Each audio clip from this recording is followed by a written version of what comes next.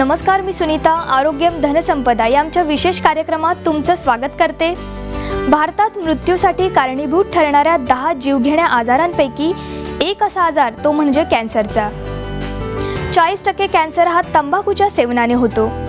दिवसेंदिवस तंबाखूच्या वापरामुळे मृत्यूचं प्रमाण हे इतकं वाढत चाललंय, पण धूम्रपान आणि तंबाखूचं सेवन करण्यात महिलांचं प्रमाण देखील जलद गतीने वाढतंय. तंबाखूमुळे कोणता कॅन्सर होतो, त्याचे शरीरावर किती घातक परिणाम होऊ शकतात आणि त्यावर कोणत्या उपचार पद्धती आहेत याविषयी आज आपण चर्चा करणार आहोत.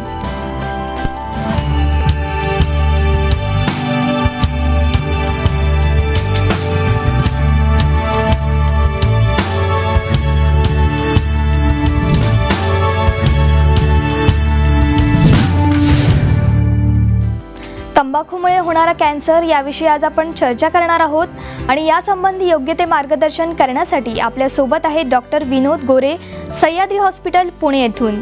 डॉक्टर, स्वागत करते मी. नमस्कार. तंबाखूमुळे शरीरावर अतिशय घातक असे परिणाम होऊ शकतात. याविषयी तुमचेही काही प्रश्न असतील तर तुम्ही आम्हाला 9619222999 या क्रमांकावर संपर्क करू शकता. डॉक्टरांचा ज्वलंत विषय आपण म्हणू शकतो आणि तंबाखूचं सेवन हे अतिशय वाढत चाललंय, तर आणि त्याच्याने कॅन्सर हा आजार होऊ शकतो. तर कॅन्सर म्हणजे नक्की काय ते तुम्ही सांगा. खरं म्हणजे कॅन्सर ह्या शब्दाची खूप मोठी व्याप्ती आहे. कॅन्सर म्हणजे शरीरामध्ये होणारी पेशींची अनियंत्रित, बेशिस्त, बेसुमार वाढ की ज्याला काय कुठल्याही प्रकारचं उद्दिष्ट नसतं. अशा प्रकारच्या या दूषित पेशी शरीरामध्ये वाढल्यामुळे शरीरामध्ये काही गाठी निर्माण होतात आणि त्यालाच आपण कॅन्सर असं म्हणतो. बरं, पण व्यक्तीला हा कॅन्सर का होतो? आपण तंबाखूच्या सेवनामुळे तर म्हणू शकतो, पण अजून काही कारण आहे का यापाठी? खरंच कॅन्सर का होतो याचा शोध घेणं खूप गरजेचं आहे आणि हे समजून घेणं खूप गरजेचं आहे. बरोबर. आपलं शरीर जे आहे ते कोट्यावधी पेशींपासून तयार झालेलं आहे. या शरीरामध्ये या पेशी नेहमी डिवाइड होत असतात किंवा त्याचं विभाजनाची प्रक्रिया चालू असते. आपल्या शरीराची वाढ होण्यासाठी व मृत पेशींची संख्या भरून काढण्यासाठी ही पेशींची जी वाढ होण्याची किंवा डिवाइड होण्याची प्रक्रिया आहे ही निरंतरपणे आपल्या शरीरामध्ये चालू असते. बरोबर. आता नवीन पेशी जेव्हा तयार होतात तेव्हा त्या पेशी नॉर्मल आहेत की ॲबनॉर्मल आहेत ही ओळखणारी जसं क्वालिटी कडे शोधून काढते की ह्या पेशी नॉर्मल आहेत की ॲबनॉर्मल आहेत. जर पेशी नॉर्मल असतील तरच पुढच्या चक्रामध्ये त्याला पाठवलं जातं, अन्यथा ज्या दूषित पेशी असतात त्या मारल्या जातात. समजा हे क्वालिटी कंट्रोल डिपार्टमेंट जे आहे ते काही कारणामुळे त्याचा कंट्रोल वीक झाला, उदाहरणार्थ वृद्धापकाळामुळे हा क्वालिटी कंट्रोल वीक होतो आणि दूषित पेशी पुढच्या चक्रामध्ये जातात व कॅन्सर होतो. त्याचप्रमाणे रोगप्रतिकारक शक्ती कमी झाली तर रोगप्रतिकारक शक्ती कमी झाल्यामुळेही कंट्रोल कमी होतो व पुढच्या सायकलमध्ये सेल जातात दूषित. त्याचप्रमाणे काही जेनेटिक फॅक्टर्स असतात, त्याच्यामुळे या पेशी दूषित पेशी पुढच्या सायकलमध्ये जाऊ शकतात. बरं, पण किती टक्के आहे हे प्रमाण आपण काय सांगू शकतो डॉक्टर? हां, तर त्याचप्रमाणे आता याचं प्रमाण कॅन्सरचं खूप आहे आणि ह्या दूषित पेशी जेव्हा पुढे जातात जिथे जिथे दूषित पेशीत निर्माण होण्याची प्रक्रिया जास्त प्रमाणात चालते, उदाहरणार्थ या पेशींवरती काही केमिकल्स किंवा कार्सिनोजन इफेक्ट करतात तंबाखूसारखे, ती प्रक्रिया वाढते. किंवा काही ठिकाणी इन्फेक्शन असतात, हेपॅटायटिस बी किंवा ह्युमन पॅपिलोमा व्हायरस सारखे, यांच्यामुळे ही प्रक्रिया वाढते. त्याचप्रमाणे जिथे सुपारीसारख्या पदार्थांनी तोंडामध्ये जखमा होतात आणि सेल निर्माण होण्याची प्रक्रिया तिथे जास्त असते, त्यामुळे कॅन्सरचं प्रमाण अशा ठिकाणी जास्त होतं. तर ही वेगवेगळी कारणं आहेत आणि सध्या कॅन्सरचं प्रमाण आपल्याकडे प्रचंड प्रमाणात वाढलं आहे. आपण म्हणू शकतो की जवळजवळ इपिडेमिक कॅन्सरचं आलं आहे असं म्हटलं जातं. बरं डॉक्टर, एक प्रेक्षक आहेत आपल्या बरोबर, सागर आहेत पुण्याहून. तुमचा प्रश्न विचारा. हा बोला सागर. हॅलो. हा बोला सागर. हॅलो. हा बोला, तुमचा आवाज येतोय आमच्यापर्यंत. प्रश्न विचारा.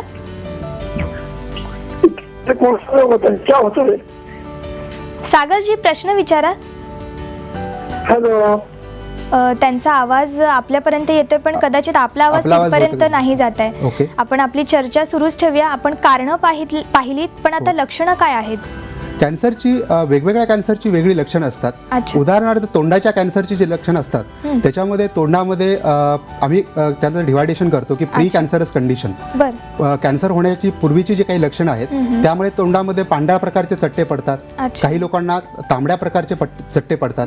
ह्या पांढऱ्या पट्ट्यांना ल्युकोप्लाकी आणि तांबड्या चट्ट्यांना इरेथ्रोप्लाकी असं म्हटलं जातं. तर हे पांढरे किंवा तांबडे चट्टे जे आहेत त्याचं नंतर कॅन्सरमध्ये रूपांतर होतं. त्याचप्रमाणे आपण महाराष्ट्रामध्ये किंवा भारतामध्ये पाहिलं असेल सबम्युकस फायब्रोसिसचे खूप रोगी असतात गुटखा खाल्ल्यामुळे. यामध्ये तोंड उघडण्याची प्रक्रिया जी आहे ती खूप मंदावलेली असते, तोंड पूर्णपणे उघडलं जात नाही. तर हे अशी लक्षणे दिसल्यानंतर हे पुढे चालून याचं कॅन्सरमध्ये रूपांतर होतं. दुसरे जे स्वरयंत्राचे वगैरे कॅन्सर आहेत त्याच्यामध्ये आवाजामध्ये बदल होणं, फुफ्फुसाच्या कॅन्सरमध्ये खोकला येणं, अशा अनेक प्रकारचे त्या कॅन्सरच्या स्वरूपानुसार लक्षणं आढळून येतात. आपण लक्षणं तर पाहिलीच, आणि कदाचित मग पोटाचा कॅन्सर, तोंडाचा कॅन्सर असे कॅन्सर उद्भवू शकतात. पण आपण जर पाहिलं की तंबाखू ही कोणकोणत्या स्वरूपात घेतली जाते, काय सांगाल डॉक्टर? तंबाखू खरं म्हणजे आपल्याकडे जी वापरली जाते, तुम्ही जेवढी कल्पना कराल तेवढ्या तंबाखू वापरण्याच्या पद्धती आपल्याकडे प्रचलित आहेत. सिगारेटमधून तंबाखू वापरली जाते, बिडीमधून तंबाखू वापरली जाते, चिलीममधून तंबाखू वापरली जाते. त्याचप्रमाणे तुम्ही पाहिलं असेल की खैनी नावाचा प्रकार आहे, जे हातावरती तंबाखू चोळतात. आम्ही असं म्हणतो की ते तंबाखू चोळत नाही तर स्वतःच्या ज्या आयुष्यरेषा आहेत ते पुसतात. तर खैनीमधूनही तंबाखूचा वापर केला जातो. त्याचप्रमाणे आजकाल ग्रामीण भागामध्ये तुम्ही पाहाल तर स्त्रिया तंबाखू जाळून त्याची मिश्री तयार करतात आणि मिश्री लावण्याचं प्रमाण ग्रामीण भागामध्ये खूप आहे. इव्हन राख सुद्धा लावतात ते, तंबाखूची राख पण वापरली जाते. त्याचप्रमाणे आजकाल बाजारामध्ये तंबाखूच्या पेस्ट सुद्धा मिळतात. तर अशा असंख्य प्रकारे आपल्या भारतामध्ये तंबाखू वापरण्याच्या पद्धती प्रचलित आहेत. बरं, पण मग याच्या वापरामुळे कशा प्रकारे शरीरावर वाईट परिणाम असा होऊ शकतो, काय सांगाल? तंबाखूच्या वापरामुळे खरं म्हणजे शरीरावरती असंख्य असे दुष्परिणाम होतात. हो ना. मी तुम्हाला सांगेल की तंबाखू हा एकमेव असा पदार्थ आहे जो लिगली जगामध्ये अवेलेबल आहे आणि जो त्याच्या कंझ्युमर पैकी 50% लोकांना मारतो. म्हणजे मी सांगेल की मी एखादं औषध तयार केलंय आणि हे औषध हे औषधाचा शोध लावल्यानंतर मी जर 100 लोकांना हे औषध दिलं तर त्यातले 50 लोक मरणार आहेत. तर तुम्ही ते औषध घ्याल का? नाही घेणार. परंतु तंबाखू हा एक असा पदार्थ आहे जो त्याच्या घेणाऱ्या लोकांपैकी 50% लोक तंबाखूमुळे मरतात. आणि तंबाखू हे जगातलं मृत्यूचं सगळ्यात महत्त्वाचं आणि सगळ्यात मोठं कारण आहे. पण कसं आहे ना डॉक्टर, आपण सगळ्यांनाच माहिती आहे की तंबाखूमुळे कॅन्सर होतो किंवा अनेक समस्यांना सामोरं जावं लागतं, पण तरीही त्या व्यक्ती तंबाखू काही सोडत नाही असं आहे. तर अशा वेळी मग आपण काय सल्ला देऊ शकतो की त्यांनी हे व्यसन अगदी पूर्णपणे सोडावं? काही प्रयत्न किंवा काही पद्धती आहेत का इथे?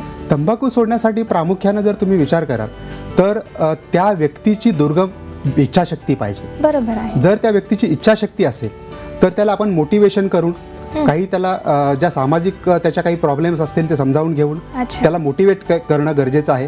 त्याचप्रमाणे आजकाल बाजारामध्ये काही ड्रग्ज अवेलेबल आहेत. निकोटीनचे पॅच असतात, निकोटीन गम्स अवेलेबल आहेत आणि या गम्सचा पॅचचा वापर करून त्यांना जेव्हा व्यसन करण्याची इच्छा होते त्यावेळी ते निकोटीनचे पॅच घेऊ शकतात.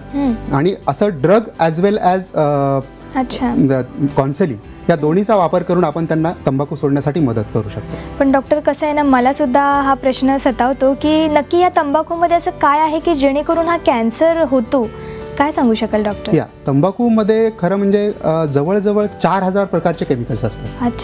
या तंबाखूमधले हे 4000 प्रकारचे जे केमिकल्स आहेत त्याच्यापैकी काही केमिकल्स निकोटीन सारखे केमिकल्स आहेत, टार सारखे केमिकल्स आहेत, कार्बन मोनॉक्साईड सारखे केमिकल्स आहेत. या काही केमिकल्समुळे ज्यांना आपण कार्सिनोजेन म्हणतो ते पेशींवरती परिणाम करतात आणि पेशींना दूषित करतात आणि कॅन्सर होतो. त्याचप्रमाणे बाकीचे जे काही केमिकल्स आहेत त्याच्यामुळे हार्टचे आजार होतात, रक्तवाहिन्यांचे आजार होतात, ॲथेरोस्क्लेरोसिस सारखे. त्यामुळे हार्ट अटॅकचं प्रमाण या कॅन्सर तंबाखूमुळे वाढलेलं आहे. त्याचप्रमाणे रेस्पिरेटरी ट्रॅकचे जे इन्फेक्शन आहेत, COPD, अस्थमा, हे श्वसनाचे सगळे विकार ह्या तंबाखूमुळे वाढतात. बरोबर. नक्कीच डॉक्टर, तुम्ही जी काही माहिती देत आहेत त्याने म्हणजे आपण म्हणू शकतो की प्रेक्षकांचे जे सेवन करतायत त्यांचे नक्कीच डोळे उघडतील. पुन्हा एक प्रेक्षक आहेत आपल्याबरोबर, राज आहे चंद्रपूरहून. तुमचा प्रश्न विचारा. राजजी, तुमचा प्रश्न विचारा. हॅलो, आवाज येतोय का तुमचा? संपर्क कट आहे. काय सांगाल डॉक्टर? आपण आपली चर्चा अशीच सुरू ठेवूया. आपण म्हणत होतो की कॅन्सर हा रोग तर आपण 40% आपण वाढला आहे, पण त्याच्यामध्ये काही लक्षणं पण आपण पाहिली, कारणं सुद्धा पाहिली, पण ते कोणकोणत्या स्वरूपात आहेत ते तुम्ही सांगा अजून. कॅन्सरचा आजार जेव्हा होतो तेव्हा जे पांढरे चट्टे असतात ते तोंडामध्ये पांढरे चट्टे येतात. तंबाखू खाणाऱ्या व्यक्तींना आपल्या तोंडाची तपासणी करणं खूप गरजेचं असतं. आणि मी तुम्हाला एक गोष्ट सांगेल की तंबाखूमुळे जे कॅन्सरचं प्रमाण वाढलेलं आहे त्याच्यामुळे पुरुषांमध्ये हे प्रमाण जवळजवळ जे पूर्ण कॅन्सर पुरुषांमध्ये होतात त्याच्यापैकी फक्त जवळजवळ 50% कॅन्सर हे फक्त तंबाखूमुळे होतात आणि स्त्रियांमधले जे कॅन्सर आहेत त्याच्यामधले जवळजवळ 20 ते 30% कॅन्सर हे तंबाखूमुळे होतात. म्हणजे आपण जर पाहिलं तर जवळजवळ सर्व कॅन्सरपैकी 40% कॅन्सर तंबाखूने होतात. तेव्हा जे कोणी तंबाखूचं सेवन करणारी लोक आहेत त्यांनी या तंबाखू सेवन करणाऱ्या व्यक्तींनी आपल्याला काही कॅन्सर होत नाही ना याच्यासाठी सजग राहिलं पाहिजे. आपल्या तोंडामध्ये पांढऱ्या प्रकारचे किंवा लाल प्रकारचे चट्टे येत आहेत का हे पाहिलं पाहिजे. अशा कुठल्याही प्रकारचा जर चट्टा त्यांना दिसला तर त्यांनी त्वरित जाऊन डॉक्टरांना किंवा कॅन्सर तज्ज्ञांना दाखवणं गरजेचं आहे. आणि हे प्री कॅन्सरस कंडिशन ज्या असतात अशामध्ये जर या गोष्टी ओळखता आल्या तर त्याचा उपचार आपल्याला करता येतो आणि त्याचा उपचार खूप सोपा असतो. तंबाखू खायची बंद केली किंवा तंबाखूचं व्यसन सोडलं तर कदाचित हे प्री कॅन्सरस लिजन कॅन्सरमध्ये रूपांतरित होत नाहीत. त्यामुळे वेळीच कॅन्सर होण्याच्या अगोदर जर काळजी घेतली आणि लक्षणं ओळखता आली तर आपण कॅन्सर होण्यापासून त्यांना रोखू शकतो. नक्कीच. तर कॅन्सर तर आपण पाहिलं की याची लक्षणं काय आहेत, पण या व्यतिरिक्त कोणते आजार बळवतात का तंबाखूमुळे? तंबाखूमुळे होणारे बाकीचे जे आजार आहेत सर्वात महत्त्वाचं म्हणजे हार्ट अटॅकचं प्रमाण तंबाखूमुळे खूप जास्त वाढतं. रक्तवाहिन्या आकुंचन पावतात, ॲथेरोस्क्लेरोसिस होतं, अर्धांगवायूचं प्रमाण याच्यामुळे खूप जास्त प्रमाणात वाढतं. अलीकडे अस्थमाचं प्रमाण जे आहे स्मोकर्समध्ये हे तंबाखूमुळे खूप प्रचंड प्रमाणामध्ये वाढतं आहे. क्रॉनिक रेस्पिरेटरी डिसीजेस ज्याला COPD आम्ही म्हणतो त्या श्वसनाच्या ज्या बाकीचे आजार आहेत त्याच्यामध्ये प्रचंड प्रमाणामध्ये वाढ होते. याच्या व्यतिरिक्त किडनीचे काही आजार आहेत, स्वादुपिंडाचे आजार आहेत आणि मूत्राशयाचे कॅन्सरसारखे आजार आहेत. दुसरी गोष्ट नपुसकत्व किंवा इनफर्टिलिटी आपण ज्याला म्हणतो ते सुद्धा तंबाखूमुळे त्याचं प्रमाण वाढलेलं आहे. अच्छा. पुन्हा एकदा प्रेक्षक आहेत डॉक्टर आपल्या बरोबर. शंकर आहेत नवी मुंबई येथून. तुमचा प्रश्न विचारा. हॅलो. हा शंकर बोला. नमस्ते मॅडम. हा नमस्ते. मला ऑलरेडी कॅन्सर झालेला आहे, मला ऑपरेशन झालेलं आहे. ओके. हॅलो. ऑपरेशन झालेलं आहे तुमचं तोंडाच्या कॅन्सरचं. ऑपरेशन झालेलं आहे. तोंडाची जी लेवल आहे सगळे क्लॉट झाले. ऑपरेशन चांगले झालेलं आहे पण तोंडाची लेवल सोडत अशी ऑक्सिजन झाली, क्लॉट झालेली आहे. काय सहज करता येईल का?